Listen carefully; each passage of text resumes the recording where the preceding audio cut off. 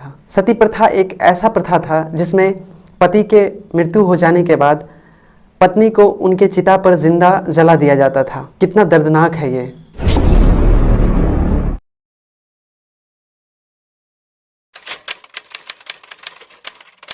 जय हिंद, मैं गौतम कुमार स्वागत करता हूं आपका स्टडी स्पार्क यूट्यूब फैमिली में। आज हम लोग शुरू करने वाले हैं सामाजिक और धार्मिक सुधार आंदोलन के भाग 2। हम लोगों ने इससे पहले काफ़ी चर्चाएं की है, शेष टॉपिक्स बचे हैं जिन पे हम लोग आज चर्चा करेंगे। हम लोगों ने देखा कि किस तरह से समाज में कुरीतियाँ व्याप्त थी, जिससे बाहर निकलने के लिए महत्वपूर्ण आंदोलन चलाए गए। इसी क्रम में एक कुरीति पर हम चर्चा करना चाहेंगे, जो कि समाज के लिए यह प्रथा काला धब्बा के समान थी, जिसे सती प्रथा कहते हैं। और इस प्रथा से बाहर निकलने के लिए जिन्होंने अपना योगदान दिया, इन महत्वपूर्ण नामों को इतिहास कभी नहीं भुलाएगा। ये नाम थे राजा राम मोहन राय और governor general Lord William Bentinck. इन्होंने अपना महत्वपूर्ण योगदान दिया इस प्रथा को समाप्त करने में। जानते हैं, 4 दिसंबर 1829 को तत्कालीन governor general Lord William Bentinck द्वारा बंगाल सती प्रथा विनियमन बिल पारित किया गया। यह बिल ब्रिटिश भारत के सभी अधिकार क्षेत्रों में सती प्रथा पर प्रतिबंध लगा दिया। सती प्रथा के उन्मूलन की वकालत राजा राम मोहन राय ने की थी, जिनके कारण यह संभव हो सका था। सती प्रथा एक ऐसा प्रथा था जिसमें पति के मृत्यु हो जाने के बाद पत्नी को उनके चिता पर जिंदा जला दिया जाता था। कितना दर्दनाक है ये, सुनकर ही अजीब लगता है। लेकिन हमारा समाज इस परिस्थिति से भी गुजरा है और महिलाओं से इस प्रथा ने अपना बलिदान लिया है। कहा जाए तो इतिहास में यह एक काला धब्बा के समान है। इतिहास में दर्ज यह प्रथा एग्ज़ाम में बार बार पूछे जाते हैं और यह काफ़ी ही महत्वपूर्ण टॉपिक है। इस पर क्वेश्चन बनता है। इस क्वेश्चन को देखते हैं। निम्नलिखित गवर्नर जनरलों में से किसने सती प्रथा को समाप्त किया? Option A Lord Canning, option B Lord William Bentinck, option C Lord Ripon, option D Lord Metcalfe.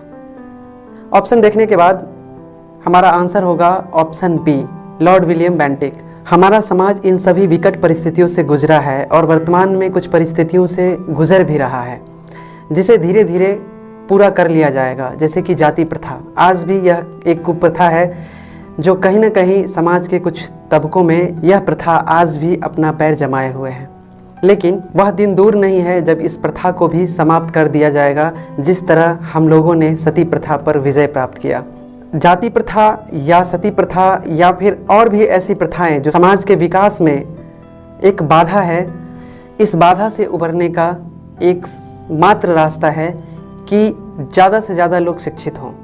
जिस प्रकार आवश्यकता आविष्कार की जननी है, उसी प्रकार शिक्षा अधिकार की जननी है। अगर लोग शिक्षित होंगे तो उन्हें अपना अधिकार प्राप्त होगा और वे विकास करेंगे और शिक्षित होकर अपने अधिकार से वंचित नहीं होंगे। जब अंग्रेजों का अत्याचार हमारे समाज पर अधिक था, उस समय विभिन्न वर्ग के जातियों ने एकजुट होकर ब्रिटिश शासन के खिलाफ संघर्ष किया था। इसका जीता जागता उदाहरण है 1893 में भारतीय स्वतंत्रता सेनानी लोकमान्य तिलक ने अपने अखबार केसरी के माध्यम से विभिन्न वर्ग के जातियों को एकत्रित कर ब्रिटिश शासन के खिलाफ खड़ा किया एवं गणेश उत्सव मनाया। महाराष्ट्र में तिलक के द्वारा मनाया जाने वाला यह गणेश उत्सव एक राष्ट्रीय उत्सव में बदल दिया गया। इस टॉपिक से भी हर दूसरे एग्जाम में क्वेश्चन पूछा जाता है। निम्नलिखित में से किसने महाराष्ट्र में गणपति महोत्सव को एक राष्ट्रीय चरित्र दिया? Option A Gopal Krishna Gokhale, option B Arvind Ghosh, option C Vipin Chandra Pal, option D Bal Gangadhar Tilak. Option देखने के बाद आंसर होगा ऑप्शन डी बाल गंगाधर तिलक। हम लोगों ने विभिन्न प्रकार के क्वेश्चंस डिस्कस किए। एग्जाम में मिलान करने वाला क्वेश्चन भी पूछ लिया जाता है। इस टाइप के क्वेश्चन को डिस्कस करने से पहले कुछ फैक्ट जान लेते हैं। बार बार इस टॉपिक से, इस फैक्ट से क्वेश्चन पूछा जाता है। जैसे कि ब्रह्म समाज की स्थापना वर्ष 1828 में राजा राम मोहन राय ने की थी। इन्होंने मूर्ति पूजा की निंदा की और पुनर्जन्म की अवधारणा को खारिज कर दिया। इनका मानना था कि कोई पुनर्जन्म नहीं हो, इंसान मरने के बाद दोबारा जन्म नहीं लेता है। रंग, नस्ल, धर्म एवं जाति के आधार पर मानव के साथ दुर्व्यवहार करने को ये गलत बताते थे। इनका मानना था कि मानवता सर्वोच्च है। साथ ही 1839 में देवेंद्रनाथ टैगोर द्वारा तत्वबोधिनी सभा का आयोजन किया गया था। इस सभा के द्वारा वेद पर आधारित हिंदू धर्म को बढ़ावा दिया गया था। कुछ सभाओं ने धार्मिक मान्यताओं को बढ़ावा दिया तो वहीं संगत सभा ने महिलाओं की समानता के लिए काम किया। संगत सभा की स्थापना 1860 में केशव चंद्र सेन ने अपने सदस्यों के बीच आपसी बातचीत को बढ़ावा देने के लिए किया था। इसने महिलाओं की समानता के लिए काम किया। अंतरजातीय विवाह और विधवा पुनर्विवाह को प्रोत्साहित किया गया इस सभा के द्वारा तथा समाज की भलाई के लिए एकजुट होकर यह सभा इन बुराइयों को दूर करने के लिए प्रयास करता था। बात सोशल रिफॉर्म्स की हो रही है। समाज के उत्थान में प्रार्थना समाज का भी बहुत बड़ा योगदान रहा है। प्रार्थना समाज की स्थापना 1867 में आत्माराम पांडुरंग ने की थी। इसका मुख्य उद्देश्य पूजा और सामाजिक सुधार करना था तथा आस्तिक समाज के अनुसार हिंदू धर्म की स्थापना करना था। ये हिंदू धर्म में विश्वास रखते थे, आस्तिक समाज में, जो भगवान को मानते थे। फ्रेंड्स, हम लोगों ने जो टॉपिक डिस्कस किया है, एक क्वेश्चन हम लोग डिस्कस करते हैं। निम्नलिखित में से कौन सा जोड़ा सही रूप से मेल खाता है? A, B, C, D। सभी ऑप्शन देखने के बाद सिर्फ ऑप्शन ए सही लगता है। ब्रह्म समाज राजा राम मोहन राय द्वारा स्थापित किया गया था, जबकि बी, सी, डी ये तीनों का जो मिलान किया गया है, तत्वबोधिनी सभा, संगत सभा और प्रार्थना समाज, ये गलत मेल किया गया है, क्योंकि तत्वबोधिनी सभा का आयोजन देवेंद्रनाथ टैगोर द्वारा 1839 में किया गया था। वहीं संगत सभा की स्थापना 1860 में केशव चंद्र सेन के द्वारा किया गया था। प्रार्थना समाज की स्थापना 1867 में आत्माराम पांडुरंग ने की थी। इसीलिए जो मिलान करने के लिए दिया गया है ऑप्शन ए में सही मिलान किया गया है, शेष गलत मिलान किया हुआ है। इसीलिए करेक्ट आंसर होगा ऑप्शन ए। उत्तर वैदिक काल के बाद समाज में 4 वर्ण थे, ब्राह्मण, क्षत्रिय, वैश्य एवं शूद्र। जिस प्रकार समाज में महिलाओं की स्थिति बदतर थी, उसी प्रकार दलितों की भी स्थिति खराब थी, क्योंकि समाज में छुआछूत की अवधारणा व्याप्त थी। लोग छुआछूत को मानते थे, दलितों को अशुद्ध माना जाता था और उनसे छुआछूत की भावना रखी जाती थी। इस वजह से दलित वर्ग के लोगों को मंदिरों में प्रवेश करने नहीं दिया जाता था। मंदिरों में प्रवेश वर्जित था। मंदिरों में प्रवेश को लेकर एक आंदोलन हुआ जिसे वाइकोम सत्याग्रह कहा गया। वाइकोम सत्याग्रह दलित वर्ग के मंदिर में प्रवेश के लिए केरल में हुआ एक आंदोलन था। केरल के त्रावणकोर में यह आंदोलन हुआ था। यह 1924 से 25 के दौरान केरल के कोट्टायम जिले के वाइकोम में शिव मंदिर के पास हुआ। वाइकोम उस समय त्रावणकोर रियासत का एक हिस्सा था। के केलप्पन ने वाइकोम सत्याग्रह का नेतृत्व किया था। वाइकोम सत्याग्रह से भी क्वेश्चन पूछे जाते हैं और क्वेश्चन इस प्रकार भी हो सकता है, वाइकोम सत्याग्रह किससे संबंधित था? ऑप्शन ए, किसानों से लिए गए भारी लगान। ऑप्शन बी, दलित वर्गों के लिए मंदिर में प्रवेश। ऑप्शन सी, बाढ़ आयोग की सिफारिशें लागू करना। एंड ऑप्शन डी, जमींदारों द्वारा पट्टेदारों का विरोध करना। ऑप्शन देखने के बाद आंसर हो जाएगा बी, दलित वर्गों के लिए मंदिर में प्रवेश पर रोक। एक क्वेश्चन है, यंग बंगाल आंदोलन का प्रवर्तक निम्नलिखित में से कौन था? Option A, Henry Vivian Derozio. Option B, David Hare. Option C, Dwarkanath Tagore. Option D, Prasanna Kumar Tagore. अगर आपने यंग बंगाल मूवमेंट के बारे में पढ़ा है तभी आप क्वेश्चन का आंसर कर सकते हैं। अगर नहीं पढ़ा है तो मैं आपको बता देता हूँ। यंग बंगाल आंदोलन का शुभारंभ हेनरी लुइस विवियन डेराजियो के द्वारा किया गया था। 1826 में ये कलकत्ता आए और हिंदू कॉलेज में अंग्रेजी साहित्य और इतिहास के शिक्षक के रूप में कार्य किए। इसके अलावा उन्होंने हेस्पेरस और कलकत्ता लिटरेरी गजेट का संपादन किया, जो इंडिया गजट से भी जुड़े थे। अब आप आसानी से इस क्वेश्चन का जवाब दे सकते हैं। यंग बंगाल आंदोलन का प्रवर्तक हेनरी विवियन डेराजियो थे। जब मैं इस चैप्टर को पढ़ता हूँ तो मेरे मन में ख्याल आता है, क्या धर्म मानवता से ऊपर हो सकता है? नहीं ना। फिर भी हम लोग जिस दौर से गुजरे हैं वहाँ धर्म मानवता से ऊपर था, लेकिन हम लोगों ने अपने सहनशीलता का परिचय दिया और एक शिक्षित समाज की कल्पना की और इस उद्देश्य में लगभग हम लोग सफल भी हुए हैं। आगे क्वेश्चन है, निम्नलिखित तथ्यों पर विचार करें। स्टेटमेंट ए है, एनी बेसेंट थियोसॉफिकल आंदोलन के संस्थापक सदस्यों में से एक है। वहीं दूसरा स्टेटमेंट है, वे पुनर्जन्म और कर्म की हिंदू मान्यताओं में विश्वास करते थे। निम्न कथनों में से कौन सा सही है? और कूट दे दिया गया है। मैडम HP ब्लावात्स्की और कर्नल MS ऑकलैंड ने 1875 में संयुक्त राज्य अमेरिका में थियोसॉफिकल सोसाइटी की स्थापना की। ये पश्चिमी देशों का एक समूह था। 1882 में मद्रास के बाहरी इलाके से अपना मुख्यालय अडयार में स्थानांतरित कर लिया। वे हिंदू नवजागरण के साथ संबद्ध हो गए। साथ ही जाति, पंथ, लिंग या रंग के भेद के बिना मानवता के सार्वभौमिक भाईचारे के लिए काम किया। इस सोसाइटी ने पुनर्जन्म, और कर्म में हिंदू मान्यताओं को स्वीकार किया। साथ ही उपनिषद, योग और विचार के वेदांत स्कूलों के दर्शन से प्रेरणा ली। अब हम लोग क्वेश्चन सॉल्व कर सकते हैं। इस क्वेश्चन का आंसर होगा बी, वे पुनर्जन्म और कर्म की हिंदू मान्यताओं में विश्वास करते थे। वही option A, Annie Besant theosophical आंदोलन के संस्थापक सदस्यों में से एक है, गलत है।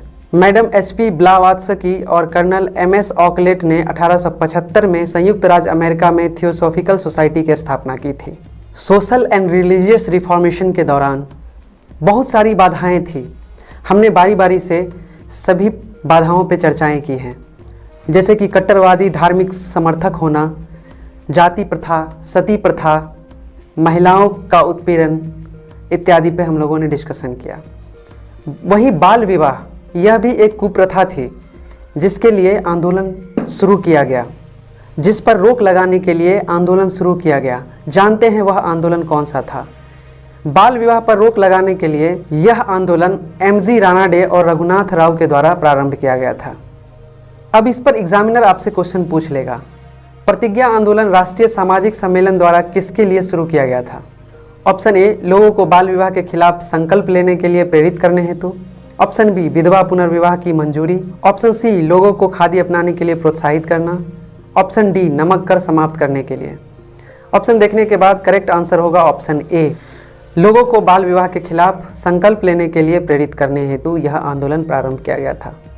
सामाजिक और धार्मिक सुधार आंदोलन में महत्वपूर्ण विद्वानों ने अपना योगदान दिया। हम लोगों ने ऐसे महान व्यक्तित्व की चर्चा पार्ट 1 में कर ली है, जैसे कि केशव चंद्र सेन, ईश्वर चंद्र विद्यासागर, विवियन डेराजियो इत्यादि। लेकिन इतिहास के पन्नों में एक महत्वपूर्ण नाम ऐसा दर्ज है जिनका सामाजिक और धार्मिक सुधार आंदोलन में महत्वपूर्ण योगदान रहा है, और वो नाम है राजा राम मोहन राय। जानते हैं इनके बारे में। राजा राम मोहन राय को आधुनिक भारत के पहले नेता के रूप में जाना जाता है। उन्हें अपने लोगों से और देश से बहुत ही गहरा प्रेम था। सामाजिक, धार्मिक, बौद्धिक और राजनीतिक कल्याण के लिए उन्होंने पूरे जीवन बहुत मेहनत की। उन्होंने 1809 में फारसी में गिफ्ट टू मोनोथेथिस्ट और 1820 में प्रीसेप्ट्स ऑफ जीसस लिखा, जिसमें उन्होंने नए नियम के नैतिक और दार्शनिक संदेश को अलग करने की कोशिश की। राजा राम मोहन राय अंधविश्वास में विश्वास नहीं रखते थे, वे अंधविश्वास के विरोधी थे। दूसरी तरफ उन्होंने नए भारत के विचार को आगे बढ़ाया और कहा कि हमें पूरब से पश्चिम की ओर आगे बढ़ना चाहिए और पश्चिम के खजाने से आधुनिकता प्राप्त करना चाहिए। राजा राम मोहन राय 1814 में कलकत्ता गए और वहां युवा को अपनी ओर आकर्षित किया तथा आत्मीय सभा की शुरुआत की। संक्षिप्त में हमने राजा राम मोहन राय जी का जीवनी आपको बताया है और इस पर क्वेश्चन बनता ही है। मैं जितना क्वेश्चन डिस्कस कर रहा हूं आपको अंदाज़ा लग गया होगा कि सारे के सारे इम्पोर्टेंट हैं। इस जानकारी पर आधारित क्वेश्चन को डिस्कस करते हैं। राजा राम मोहन राय के बारे में निम्नलिखित बयानों पर विचार करें और गलत विकल्प का चयन करें। ऑप्शन ए, उन्हें आधुनिक भारत के पहले नेता के रूप में जाना जाता है। ऑप्शन बी, उन्होंने फारसी में एकेश्वरवादी के लिए उपहार और यीशु के सिद्धांतों को लिखा था। ऑप्शन सी, वह पश्चिम के खिलाफ भारत के अतीत की श्रेष्ठता में विश्वास करते थे। एंड ऑप्शन डी, वह आत्मीय सभा के संस्थापक सदस्य थे। क्वेश्चन पूछ रहा है कि निम्नलिखित में से गलत विकल्प का चयन कीजिए। ऑप्शन ए सही है, उन्हें आधुनिक भारत के पहले नेता के रूप में जाना जाता है, ये करेक्ट है। वहीं ऑप्शन बी ये भी करेक्ट है, क्योंकि उन्होंने फारसी में एकेश्वरवादी के लिए उपहार और यीशु के सिद्धांतों को लिखा था। ऑप्शन सी गलत है, रॉन्ग है। वह पश्चिम के खिलाफ भारत के अतीत की श्रेष्ठता में विश्वास करते थे, ये रॉन्ग है, ऐसा नहीं था। साथ ही ऑप्शन डी यह सही है, वह आत्मीय सभा के संस्थापक सदस्य थे। इस प्रकार इस क्वेश्चन का आंसर हो जाएगा ऑप्शन सी, क्योंकि गलत विकल्प चुनना था। कहा गया है जब बदलाव होता है तो सभी को अच्छा नहीं लगता है, किसी खास वर्ग को इससे प्रॉब्लम होता है। इसी प्रकार जब हमारे समाज में सामाजिक और धार्मिक सुधार हो रहे थे, आंदोलन हो रही थी, तो उस समय जो इस समाज में कुरीतियों को अपना धर्म मान बैठे थे उन्हें बुरा लगा और उन्होंने इस सामाजिक सुधार का विरोध किया। आमतौर पर हम लोग निजी ज़िंदगी में भी देखते हैं कि जब कोई अच्छा काम होता है तो किसी खास वर्ग को इसका बुरा लगता है और वो इसका विरोध करते हैं। उसी प्रकार कट्टरवादी हिंदुओं ने 1829 में ब्रह्म समाज का मुकाबला करने के लिए राजा राधाकांत देव के नेतृत्व में धर्म सभा का आयोजन किया एवं उन्होंने सामाजिक सुधारों का विरोध किया और इस प्रकार कट्टर धार्मिकता का समर्थन किया। लेकिन विरोध ये सिर्फ ब्रह्म समाज का कर रहे थे। इस सभा ने पश्चिमी शिक्षा को बढ़ावा देने के लिए अपनी महत्वपूर्ण भूमिका निभाई। इस प्रकार यह क्वेश्चन बनता है, ब्रह्म समाज का मुकाबला करने के लिए 1830 में रूढ़िवादी हिंदुओं ने किसके नेतृत्व में धर्म सभा का आयोजन किया था? ऑप्शन देखने के बाद इसका आंसर हो जाएगा ऑप्शन डी, राजा राधाकांत देव ने। सेशन आगे बढ़ रहा है, मेरे मन में एक सवाल आ रहा था, आप कमेंट बॉक्स में लिखकर बताइएगा, सामाजिक सुधार हेतु किन किन चीज़ों के विकास पर ध्यान देना आवश्यक है?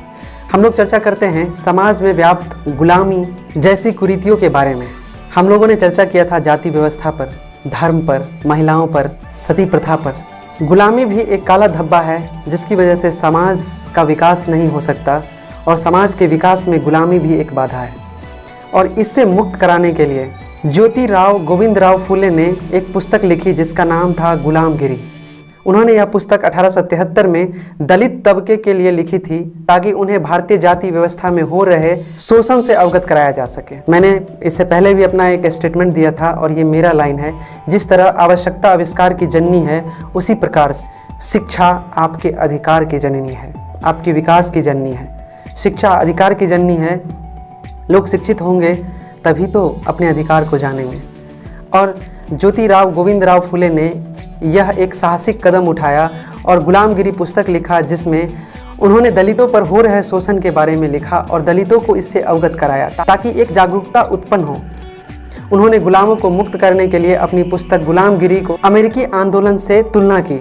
जिस प्रकार अमेरिका में काले लोगों के साथ भेदभाव हो रही थी, दासों के साथ भेदभाव हो रही थी, उसी तरह से भारत में दलितों को बोला गया कि दलित भी उसी प्रकार से प्रताड़ित हैं। उन्होंने निम्न जातियों को अमेरिका के काले दासों की स्थितियों से जोड़ा। और ये क्वेश्चन पूछेगा, इसके चांसेस बहुत रहते हैं एग्जाम में, गुलामगिरी पुस्तक किसने लिखी है? और ऑप्शन देखने के बाद इसका करेक्ट आंसर होगा ऑप्शन बी, ज्योतिबा फुले। हम लोगों ने डिस्कस किया, काफ़ी नॉलेज भी गेन किया, आपको अच्छा लगा होगा। अगर आपको अच्छा लगा है तो आप इस वीडियो को लाइक करें, शेयर करें। अगर आप हमारे चैनल पर नए हैं तो सब्सक्राइब कर लें। और मैं प्रॉमिस करता हूँ इसी तरह का वैल्यूएबल कंटेंट आप तक लेकर आऊँगा और आपको अवेलेबल कराता रहूँगा। थैंक यू, मिलते हैं अगले सेशन में।